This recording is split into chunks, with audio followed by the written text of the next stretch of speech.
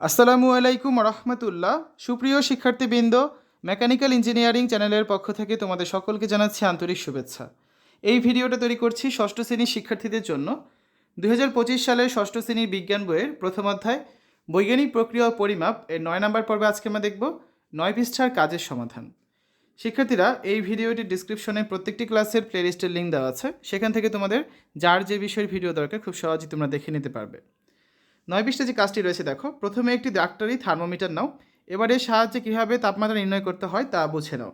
সাধারণত থার্মোমিটারের গায়ে ফারেনহাইট স্কেলে 94 থেকে 108 দাগাঙ্কিত করা থাকে।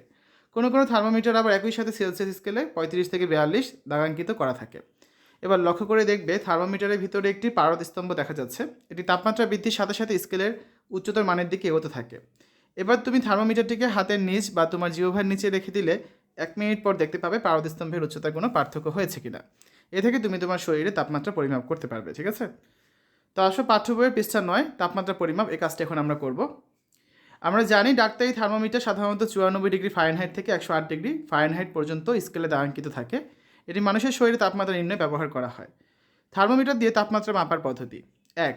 প্রথমে একটি ডাক্তারি থার্মোমিটার নিলাম যেখানে 94 ডিগ্রি ফারেনহাইট থেকে 108 ডিগ্রি ফারেনহাইট পর্যন্ত স্কেল চিহ্নিত রয়েছে। 2. থার্মোমিটারটি ভালোভাবে ঝাঁকিয়ে নিলাম যাতে পারদের স্তম্ভ 94 ডিগ্রি ফারেনহাইটের নিচে নেমে আসে। 3. এরপর থার্মোমিটারটি আমার জিহ্বার নিচে বা হাতের কাছে মানে আর্মপিটে রেখে প্রায় 1 মিনিট অপেক্ষা করলাম। 4. 1 মিনিট পর থার্মোমিটারটি বের করে পারদ স্তম্ভের উচ্চতা পর্যবেক্ষণ করলাম। 5. দেখি পারদ স্তম্ভ 99 ডিগ্রি ফারেনহাইট পর্যন্ত উঠেছে। এটা হচ্ছে একটা স্যাম্পল বোঝানো হচ্ছে। তাপমাত্রা বিশ্লেষণ: সাধারণত মানুষের স্বাভাবিক শরীরে তাপমাত্রা 98 ডিগ্রি ফারেনহাইট।